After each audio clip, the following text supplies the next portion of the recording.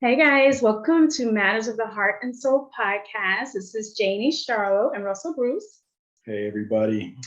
So, we are also recording our podcast for a few platforms and also decided to do Facebook Live again. And so, today we are talking about self mastery. So, if you have any questions as we go along, please leave them in the comments. We'll be happy to dialogue and just have that conversation. Also, today we're going to be giving away a few copies of our books.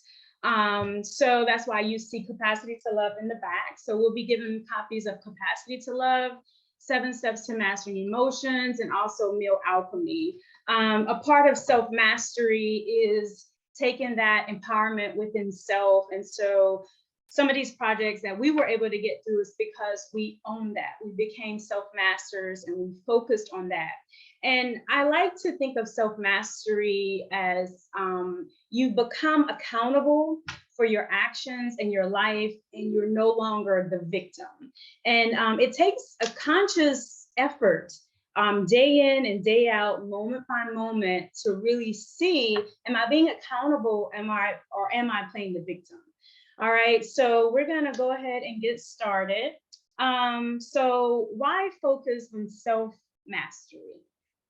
I think self-mastery is where all the magic starts, right? So in the ancient world, in ancient Egypt, in Greece, the slogan, know thyself, was like priority because they felt that for mostly knowing who you are, knowing what your strengths and your weaknesses are, and where you fit in the world and the universe, all these different things gave you a deeper perspective of who you are and what your purpose is.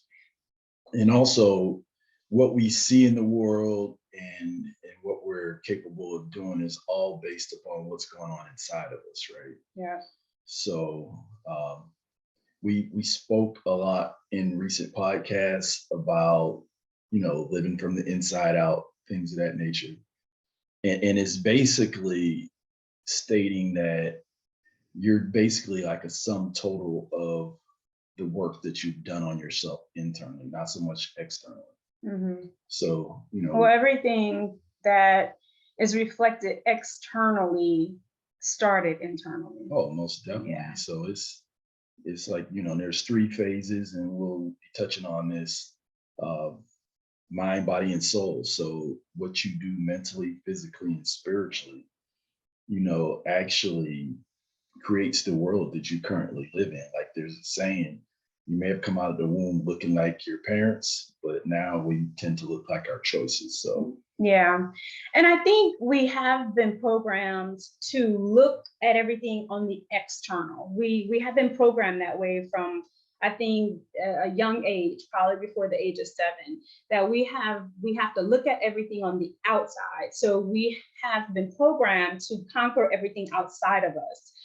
And really, we have no control over anything that happens outside of us. However, self-mastery is about controlling everything that is within us. So our emotions, our reactions to things, our own traumas, our triggers, all of those are things that we have to self-master. And I think another big thing is that if we focus on self individually, then collectively we become better automatically. And I think there's no better way to help the collective and to make a shift in humanity than to focus on your own self, your own shortcomings, your own traumas, your own triggers, your own reactions to outside stimulus.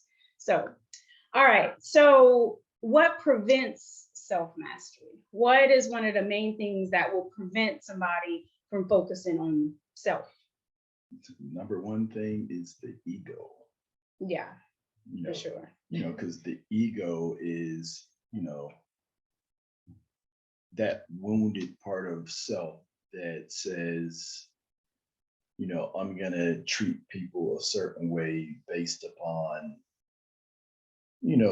whatever, like based upon economic status, race, political affiliation, things of that nature. Or you could be like, hey, I'm going to treat people the way I want to be treated. Mm-hmm. So the ego,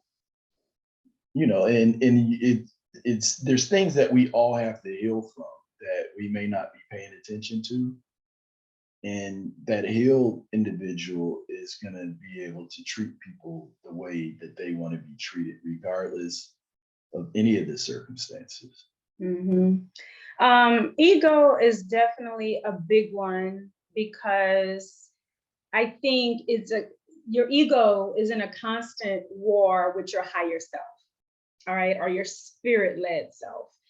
And until the ego is in check, the spirit or your higher self can't rise. So the ego kind of keeps stopping the higher self from rising. So I definitely think ego is one of the biggest issues in why people don't reach self-mastery, or perhaps they get on the road to self-mastery and then they veer left or veer right because of the ego. So let's talk about how do we master ourselves, because I like to focus on solutions.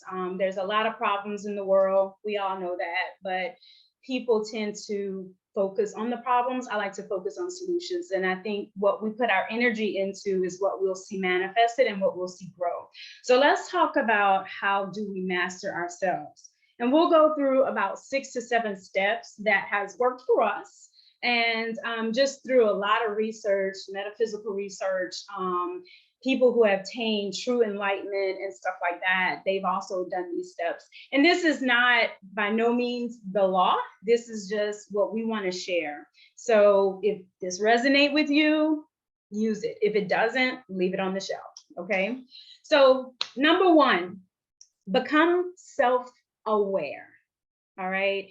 And that is seeing yourself clearly and objectively through reflection. Definitely. Yeah. And, reflecting, like there's a picture I like to post all the time. It's a picture of a bird out in a pond. And it was basically stating that you could see your reflection best when you stand still. Like, because when you first stand in the water, you get the ripple effect, and you get the waves. But if you stand still and be patient, you can start to see yourself a lot clearer. Yeah. And self-aware is like stopping. Like if you're on the go all the time, if you're busy with being busy, if you're caught up in meeting after meeting and event after event and doing, you can't be self-aware because you're doing. A part of self-awareness is stopping and observing and not judging yourself, but it is observing. Like, wow, I notice when somebody say that, I always do this. Or I notice if somebody bring up a certain subject, I freeze. Oh, I notice that I'm dating the same type of guy. And it's just observing, but you have to stop to become self-aware.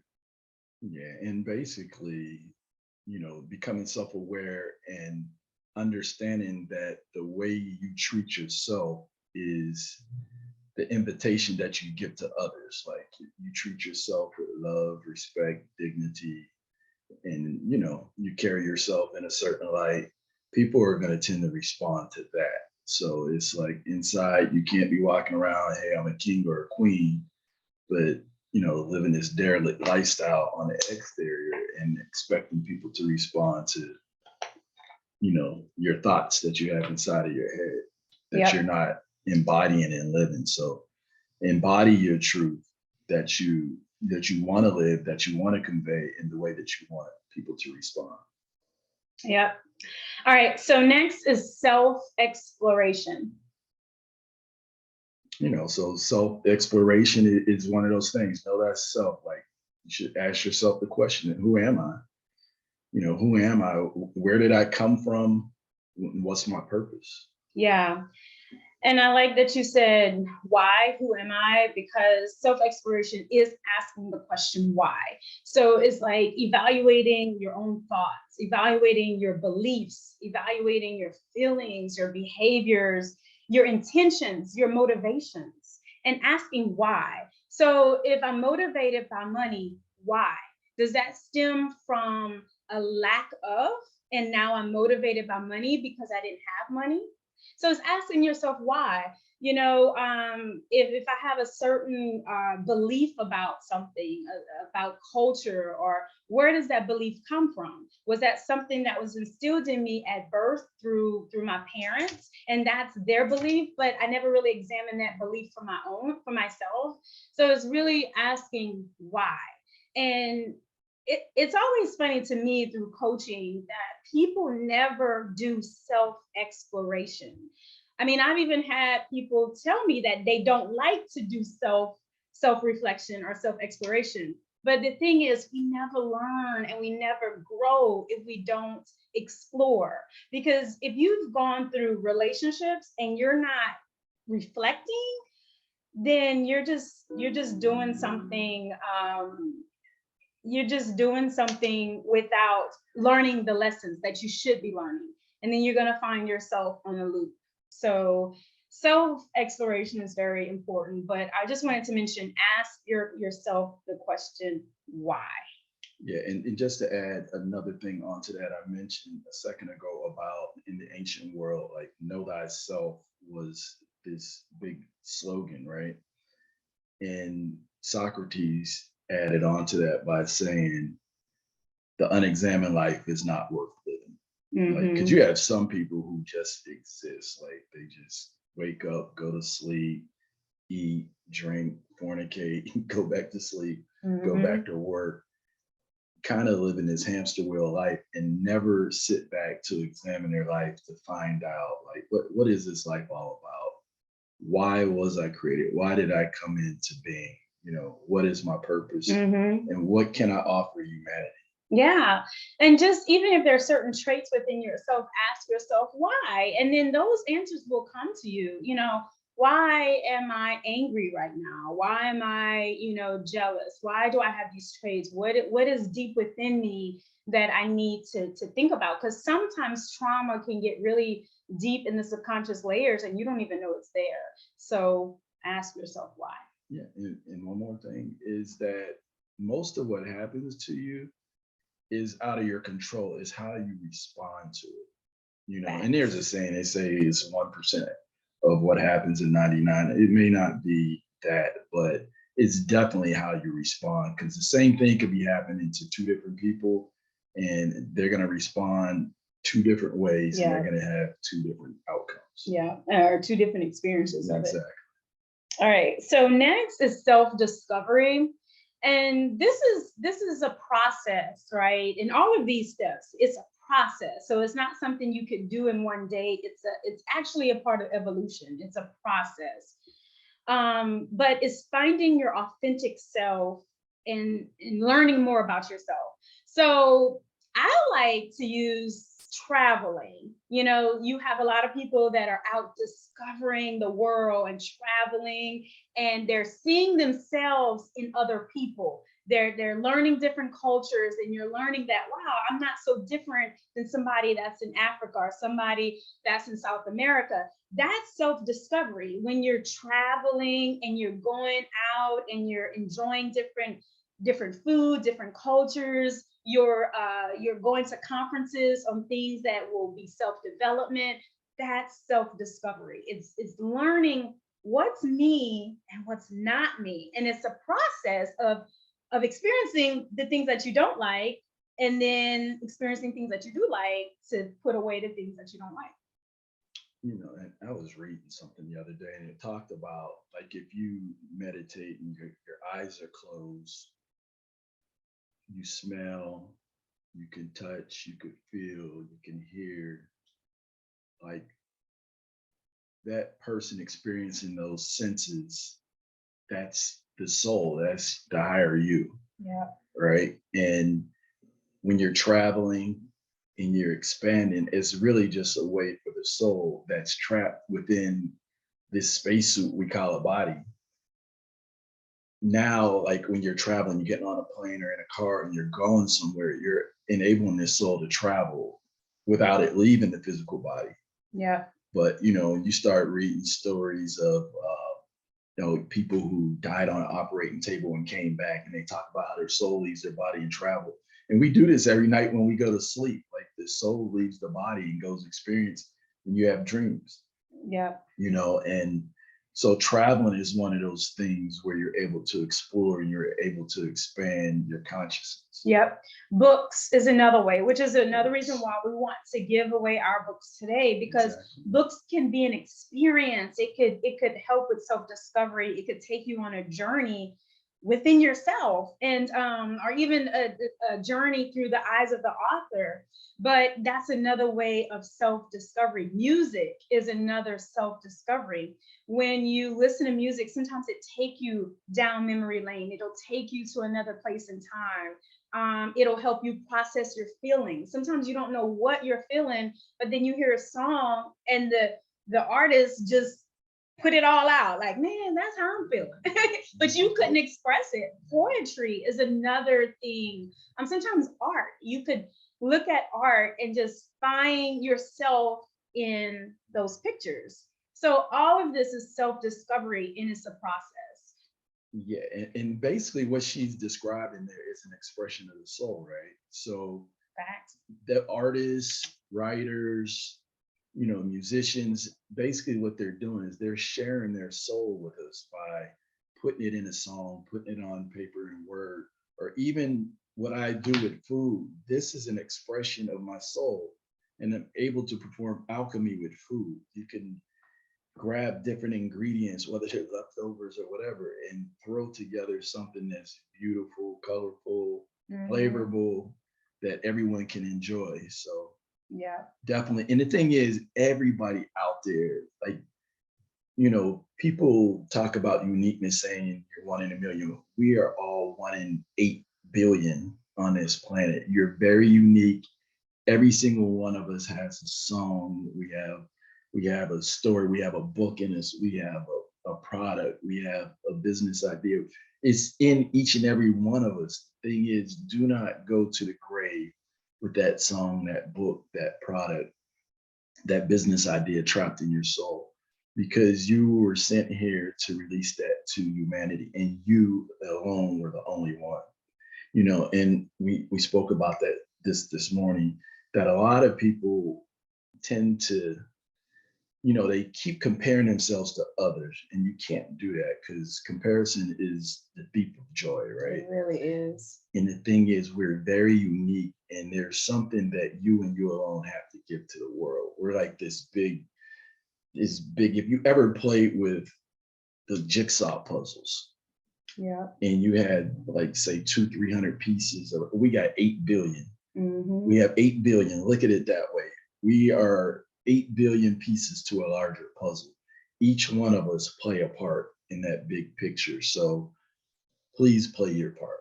Yeah.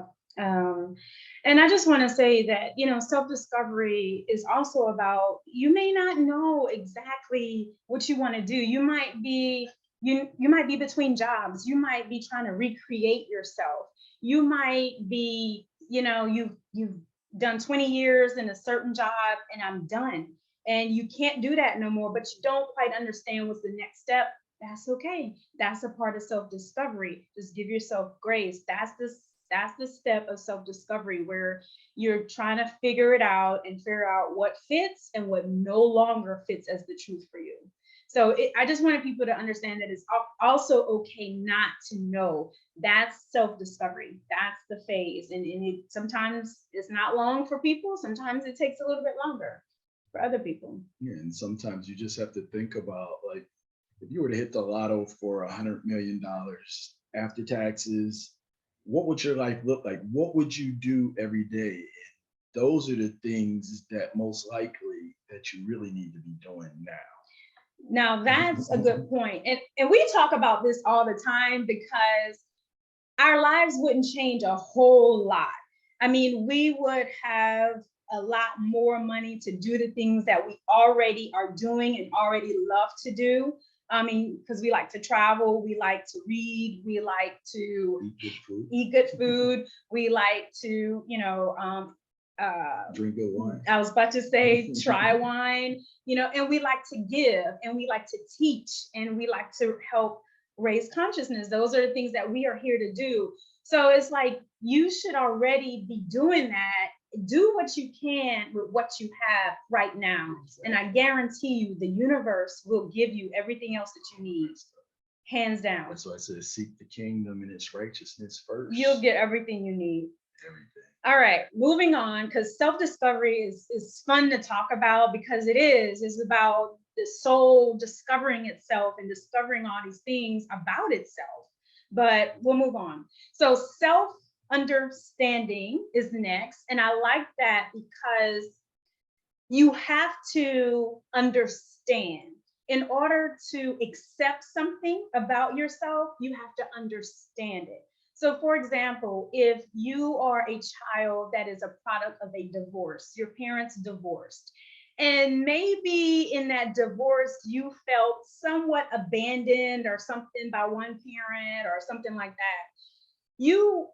In you trying to understand your abandonment issue, you have to understand, wow, my parents went through a divorce. I get it. I get it. And it's not my fault. And I understand it. And this abandonment really isn't something I should hold as my fault. So I hope that's clear. I just wanted to give a real example of self-understanding, like understand yourself. I had to learn to be patient with myself. Because I'm a person, if I set a goal, I'm very focused on it, but I had to be patient and just be like, it's okay. In the right timing, things will unfold in the way it should unfold. That's good stuff. Yeah. Yeah, and the whole thing about understanding is, they say to seek knowledge, but wisdom comes with the application of knowledge, and understanding is knowing when to apply it. That's a good one. So it's all right, like Chef Russ. we were both products of divorced parents. We'd been divorced ourselves.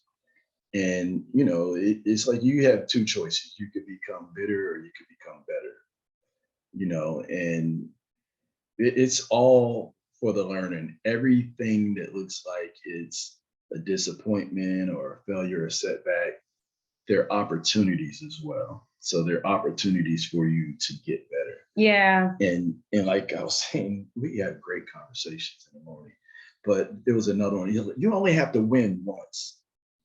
Most people who were great scientists, great inventors or whatever, they failed many times. But that one time they got it right. But the thing is, they didn't quit. Yeah. Don't quit. Quitting is never, because you only have to win once to be successful. Yeah. And if you don't remember anything about self-understanding, remember that you have to fully accept everything about yourself. All right. Your quirks, your shortcomings. You have to accept everything about yourself. And then in the next step, which is self-love, you have to love everything about yourself. All right. So the next step is self-love.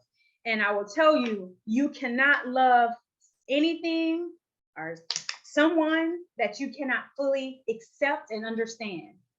All right. So in order to have self-love, you have to accept and understand yourself. And we're talking about this as self, but once you do this for self, now you open that up for other people. Because if I don't have self-love for Janie, I can't love Russell. I can't love my child. I have to get that for myself. I think that's why we have, a lot of parents who, and this is not judgment. This is not judgment at all. But I think in their shortcomings is like they don't have certain things to give kids. And then kids are coming up in lack of mostly love. Coming up deficient. Yeah. And the thing is, it's like a person can't love you, or they can only love you to the depths in which they can love themselves. Self-love. So it's like, a lot of people out here I see, get into relationships because, the person has a lot of money, or she has a nice body and she's beautiful, or, all these physical, material type things, right? But, at the end of the day, I lost my thought. But we're talking about self-love. Yeah. Oh, yeah. So it's like you can't go to a lemon tree looking for oranges. So it's like Mhm. if you're looking for love, it can't be based upon these physical material things because you're going to be disappointed 99.9% of the time Yeah. because people will get into relationships and if it's for physical things, it has a shelf life. You Yeah. know, you're going to get, let's say, for example, the person with the money is an egotistical maniac.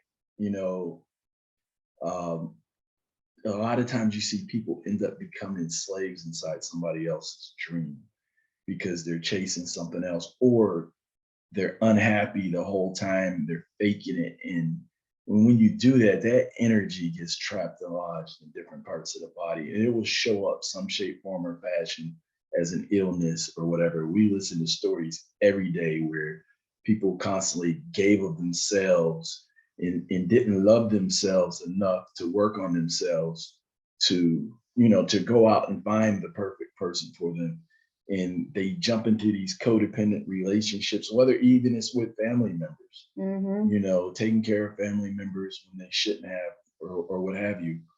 And the next thing you know, they end up with some form of cancer or whatever, or different ailments. But when they heal that relationship with that person, then all of a sudden the dis-ease that they have within their body heals as well. Yeah, that's definitely true. And just remember self-love. This everything starts with self first. And then I want to talk about our book, Capacity to Love, because the book has very little to do about me and Russell's love story, although we talk about things from a masculine energy and a feminine energy. But the book is all about capacity. All right. What is your capacity to love? What is your capacity on self love? What is your capacity on forgiveness? What is your capacity on compassion and empathy? And then is going deeper when you find trauma and you find that there's something blocking your heart space from opening, is working in love to heal yourself and to heal, those traumas and those triggers within yourself, because we all have the capacity to self-heal. All right. And the truth is, when we, at the end of the day, that's why we're here. We're here to love each other as we would love ourselves. But it starts with self. So we really, I really wanted to drive that in, that the book is, it touches on so many things. It's not a love story per se. It's a love story, but it's more so focused on the love for yourself. Yeah. Seriously. Go on Amazon, read the excerpts and the pages Yeah. that are capable of being seen, just to get an idea of what's inside. Yep. And leave us a comment, leave us a question, and you will hear from us. We'll inbox you. We'll send you a free copy of Capacity to Love. If you're listening to this and you're interested in a copy of Capacity to Love, leave a comment and we will inbox you to get more information on how we can get it to you. The book is about raising the consciousness of humanity, and it's a mission work, and we're doing what we have to do it. All right. So self-love was that step. All right. So after self-love, guess what? It's self-transformation. All right. You become a new being. So this is allowing yourself to change into the person you really desire to be. You're not caught up in this box based on beliefs, based on what somebody else wants you to be, based on what you think things should be. This is truly coming from your heart. And this is truly who I desire to be. And so that's self-transformation. Yeah, so basically it's you going from your caterpillar self to your butterfly self. Yep. And speaking about that, Yeah. right? So yeah, you gonna go ahead and say it? Yeah, so the other day we seen this large, beautiful yellow caterpillar out back dancing around on the patio furniture. And what, about 24 hours later, The next it day. appeared again, dead. And we're like, what was that? Right. Yeah. So it's like we were looking up.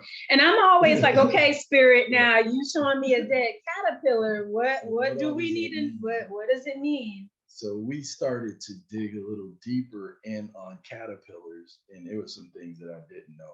Like I didn't know that they had two different forms of DNA. Yes.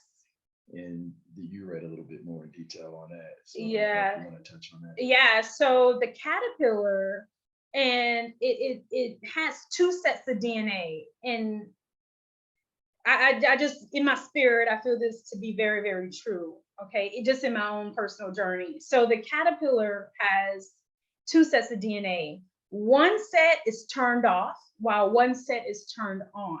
Okay.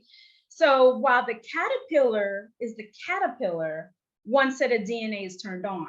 And as you know, the caterpillar goes inside the cocoon, but the caterpillar, while inside the cocoon, actually dies. All right, and becomes a butterfly, which is a whole totally different type of insect with a whole totally different DNA. Okay, it has no memory of its life as a caterpillar. Has no memory of the life as a caterpillar. So after we saw the dead caterpillar, I was like, on my walk outside in nature, I was like, okay, what are you trying to show me here? And I mean, as soon as I got the download and I started researching it, I told Russell we were both blown away about first the two sets of DNA, but also we found out that what 10% of cat. It said less than 10, but when I looked, it was 1 to 2 out of every 100. 1 to 2 out of every 100 caterpillars, or less than 10% of caterpillars, make it to the butterfly stage. So what that told me was, first I realized, okay, the caterpillar died, but not all caterpillars are meant to turn into butterflies. They got to come back and learn another lesson. They got to come back and try it again, whatever lesson they is, until they get to that butterfly stage.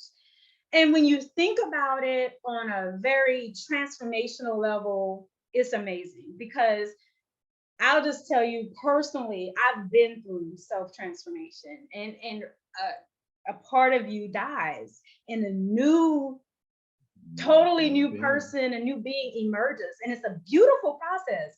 But as we know, when things are dying away, it's like chaotic, is you can't see, it's dark. And I talk about it in the book, and it really hit home, because I was like, wow, not all caterpillars are going to make it to the butterfly. So that's a miracle in itself. And you have two sets of DNA, one that turns off and one that turns on, and then you become a whole new being. And different things play a part in activating. Atmosphere, time, and nature, and history. All of that. Everything. Wow. And I think right now, we as a human species are going through a metamorphosis into new beings, and we're being dealt a deck of cards where we have to make a choice. Yes. And I'll tell you guys, to get to self-transformation, you've got to go through self-love on a deep level. Got to learn how to love self. We can't love each other if we can't love ourselves. Yeah. And so after self-transformation is self-mastery. You walk into your goddess, God headship, and you are in total control of everything that goes on within you. So emotions, reactions to people, outside things. We talked about the weather. We can't control the weather. But guess what? We could pack an umbrella. All right. If we know a hurricane is coming, we could board up and we could leave. So we are in control of everything we do internally, but we can't control nothing outside of us. Even other people, other souls, other beings. You can't control other people. You can't. You can only control yourself and your reaction to that person. That's it.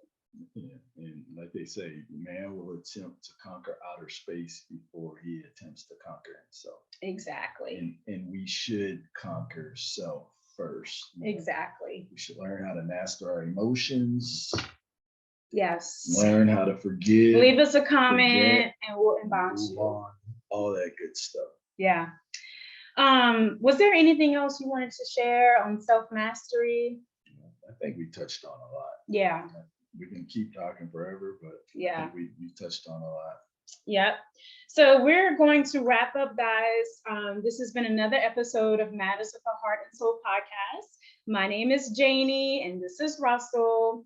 And this podcast is inspired by love, God, relationships, spirituality, justice, culture, family, children, finances, freedom, personal growth, energy and vibrations, universal principles, health, education, masculine and feminine energy, music, and all things of the heart and soul. This is how we connect our hearts with our minds for complete alignment. All right, guys, we appreciate you so much. Please like, subscribe, and share, and reach out to us if there's anything that we could assist you in self-mastery as well. Yeah, and also if there's any topics out there you would like for us to discuss in more detail, please leave that message as well. All right, guys, take care. Peace.